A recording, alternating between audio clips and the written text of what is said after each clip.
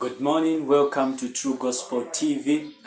This morning, on our Bible study, we'll be considering the book of Matthew, chapter number 22. Start reading from this number 1. This is the parable of the wedding feast or the banquet. So today we just want to go through this study and understand how God is inviting us to salvation. So today, the title of our Bible study is responding to God's invitation. Responding to God's invitation. So I'm going to paraphrase what the scripture talks about or teaches us how we can respond to God's invitation. But before that, I want us to see how this parable can apply to us. As I said earlier, this is the parable of the wedding feast which Jesus gave.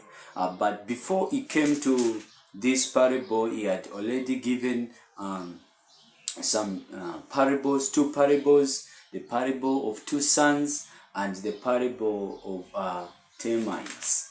Again, then he brings out the third parable, the parable of the wedding feast. Matthew chapter number 22, start reading from verse 1 up to verse number 13. Let us read together, let us go through together this chapter. I start reading. And again Jesus spake unto them in a parables, saying, The kingdom of heaven may be compared to a king who gave a wedding feast for his son, and sent his servants to call those who were invited to the wedding feast, but they would not come. Again he sent other servants, saying, Tell those who are invited, See, I have prepared my dinner, my oxen and my fat calves have been slaughtered, and everything is ready. Come to the wedding feast. Verse number 5. But they paid no attention and went off, one to his farm, another to his business, while the rest seized his servants, treated them shamefully, and killed them. The king was angry, and he sent his troops and destroyed those murderers, and burned their city. Verse 8. Then he said to his servants, The wedding feast is ready, but those invited were not worthy. Verse 9. Go therefore to the main roads and invite to the wedding feast as many as you find. And those servants went out into the roads and gathered all whom they found, both bad and good. So the wedding hall was filled with guests. May the Lord bless his leading. Now, before we go into the study of this morning, let me just give you an illustration of what is happening here.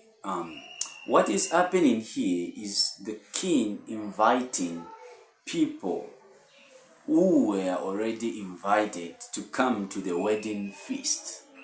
So we can see the two kinds of people or of groups here. We see there are the first group which were already invited to the wedding feast, and the second group are those whom they just found in the streets, who were called just to come. And so we can see the invitation is extended even to the outcast, those who were outside, those who knew not about the wedding feast, just because the first group did not attend. Now, imagine the president of your country invites you for the very beautiful, nice party of his party, and then you are there, you are being invited, and some of the people that were invited, you are there, and then you expect a large number of people to attend the party because it is the president who has invited you. Now, you wait there for quite some time, you're just waiting minutes and hours, and the invited there have not showed up. And now the president is shocked and he said, okay, the people that I have invited, those who are worthy to come to the party, they're not here. Then the president directs his servants to say, go and gather everyone who would willing to come to this party, because the party should be there, because I've prepared everything is ready. And his servants, they go out in the street, they gather everyone, poor, rich, everyone. They are gathered, whether they are good, they are bad, they come at the party. Now, when coming to the party, the president has ascribed the dressing to come to that party to attend. For those who are attending the party, they need to look in a certain manner, in a certain way. Now, imagine everyone comes at the party, they are dressed in a way ascribed to by the president. Now, here appears somebody who is not dressed according to what the president inquired every one of them to dress, and then that person is thrown out of that wedding. So today, this morning, I want us in our Bible study to look on just three things. We are going to look on three things. Number one, the first thing that we are going to look on the invitation and its rejection, from verse number 7, from verse number 1 to verse 7. The second thing that we are going to look on our morning discussion is the inclusion of new guests, which is from verse number 8 to verse 10. And the third thing is the necessity of preparation, from verse 11 to 13. These are the three things that we are going to consider this morning. Thank you for joining us once again. This is True Gospel TV.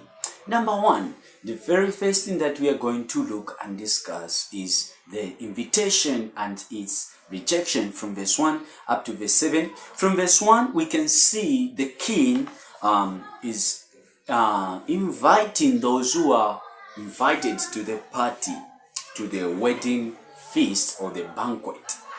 We can see that in verse number 3, we see, and he sent his disciples to call those who were invited to the wedding feast, but they would not come. So in verse number 3, we see he invites people, those who were already invited to the party, but they would not show up. They would not come. So what could lead to this? Let us lead further. And in verse number 4, we see, again he sent other servants, saying, tell those who are invited, see, I have prepared my dinner, my oxen, my fat calves have been slaughtered, and everything is ready to come.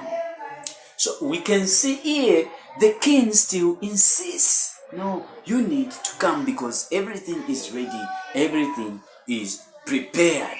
You need to come to the wedding feast. But what did these people whom were invited to the wedding feast do? We can see the invitation is being given, extended to them openly. This scenario we can clearly see it in John chapter number 1, where Jesus is saying he came to his own and his own did not receive him. Because here we can see plainly that they rejected the invitation of the king. The invitation was clearly rejected, thrown out the window by the people who were invited. Now, we see the first rejection and the second rejection also. Now, if we consider very well in verse number 5, we can see that they paid no attention and went off, one to his farm, another to his business. These people, they didn't regard the invitation which was given by the king. Instead, they did not pay attention to the invitation. Each one of them went his own way to do their own stuff, their own business. And in verse number 6, something interesting happens here. In verse number 6, while the rest seized his servants, treated them shamefully, and killed them. We can see this. Those who were sent to go and invite others to come to this wedding feast, what did they do to them? They treated them shamefully and they killed them. This whole scenario, as I said earlier, we can see it in the early life of Jesus Christ and his ministry. Even we can see this in the ministry of the apostles. We can see Jesus Christ is being rejected openly by the Jews, whom were his people, to whom he went, to whom salvation was given. They rejected him plainly. Now, when Jesus Christ was rejected, he delegated his work to his servants, who are his disciples, to continue inviting people, these people, to salvation. But what do we find? We find that all the disciples, the 12 disciples, were killed. Every one of them, except one. All of them, they were killed. Peter was crucified upside down. Paul was beheaded. John was bored into a... So we can see that all his disciples were killed. Even in this parable, we can see the king's servants were treated shamefully and they were killed. Now, see what happens now. What is the judgment of these people? This is the second point that we are going to look upon. We can see that here, these people were rejected the invitation to the wedding feast. And in verse number 7, the king was hungry, was furious. He was upset. What did he do? He sent troops.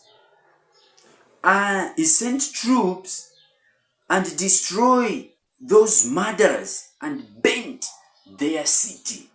So, as we are relating this parable to the time when Jesus Christ was rejected and how his disciples were killed, if we go into the history, we find that in 70 AD, we see the Romans coming down to Jerusalem and destroys the temple there.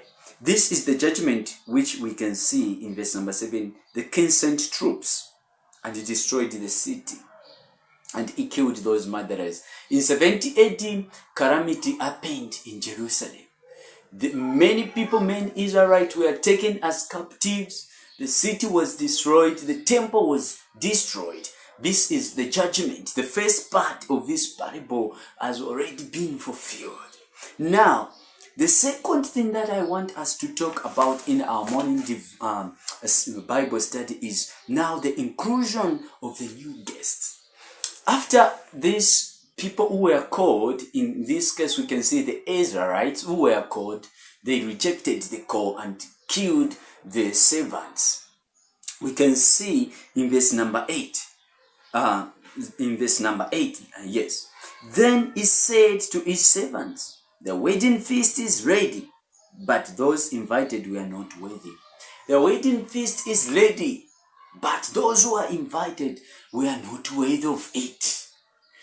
We can see this. And it is in verse number 9, he says, go therefore to the main roads and invite to the wedding feast as many as you would. Go out. Now this invitation, which was restricted to this group of people, is now extended to everyone. We can see now how the gospel was rejected by the Israelite, was rejected by the religious people, was rejected by those so-called the invited ones who were worthy, and at the end were not worthy. The gospel was extended now to the outmost part of the people that were in the outskirts, who were not Israelites, the Gentiles, the non-Jews. Now, the servants, they did something which caught my attention, which humbled me, and which can humble every one of us. In verse number 10 we find, and those servants went out into the roads and gathered all whom they found, both bad and good. Both bad and good. They were invited. There is no selection here. You are rich, you are good, you are poor. No. Everyone was invited. Whether you are bad, whether you are good, while you are called, you are invited to salvation. So we can see now how the gospel was now transferred to the Gentiles, to people who were regarded as dogs. Now, other people now who are invited to this wedding feast. Now, there is one thing that we are going to talk about, which is in our third point, our last point, which we dive into, the necessity of preparation. Even though this invitation was given to everyone, there is something which is needed. There is a necessity of preparation. From verse number 11 to verse 13. Verse 11 up to 13, we see, let us read together. But the king came in and looked at the guest. He saw there was a man who had no wedding garment. So, this garment symbolizes or represents righteousness. This garment represents righteousness. So, going to the Father, we receive the invitation, and when we go to that wedding feast, to the salvation, there is that righteousness that is required. There is that righteousness which is required. Because when the king looked, he saw one man who had not the wedding garment. And the king was surprised.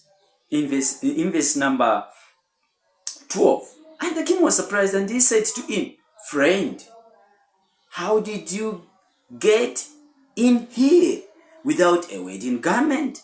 And the man was speechless. And this also shows that for us to go into our salvation, it is not our work. It is the work of God. Because we see in verse number 10, good and bad were invited. It is not by works of righteousness that any man has done that they can be saved. Ephesians chapter number 2, verse 8 and 9. For by grace you are saved through faith. It is not by works, lest any man should boast. It is by the grace of God that every one of us we are saved. This is shown clearly in this parable which Jesus gave. Now, the challenge is this. When the king gave this invitation To the first group, they rejected the invitation. The second group, they received the invitation. But there was one who didn't prepare, who didn't put on the wedding garment. Now the question is, when you receive this invitation, are you going to be like the first group who rejected the invitation of the king this morning? Or are you going to be the second group who received the invitation and went to the wedding feast? Or are you going to be a person who didn't prepare, who went there without a proper attire ascribed to the wedding ceremony? Even this morning, God is calling you to receive Him, to come to salvation, to come to this wedding feast. God is calling you, the one who is watching this. God is calling you to come and fill the hall as the King desired. God's desire is to fill His kingdom with righteous people. May the Lord bless you this morning as you start the day. May the Lord be with you. May the Lord protect you. And come to Him and respond to God's invitation. May the Lord bless you. Continue